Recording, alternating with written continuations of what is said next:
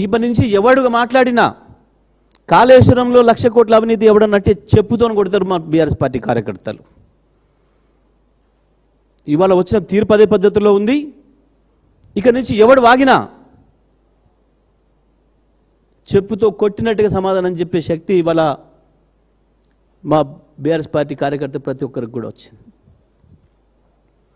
మీరు వాగిందంతా శుద్ధ అబద్ధమని, కేవలం ఆ పేరు మీద మీ పాత భాషలకు ఆంధ్ర భాషలకు నీళ్లు పోవడం కొరకు కాళేశ్వరాన్ని ప్రారంభించకుండా, కాళేశ్వరం పంపులు ఆన్ చేయకుండా కాలయాపన చేసిర్రని, మీరు బనకచెర్లకు రూట్ క్లియర్ చేయడం కొరకే,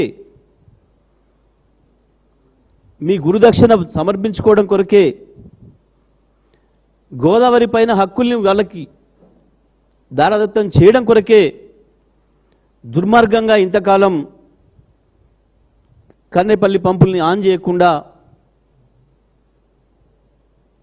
గోదావరి నీళ్లను కిందికి వదిలిందని మేము బీఆర్ఎస్ పార్టీ ఏదైతే చెప్పిందో అది నిజమని చెప్పి ఇవాళ స్పష్టంగా తేలిపోయింది.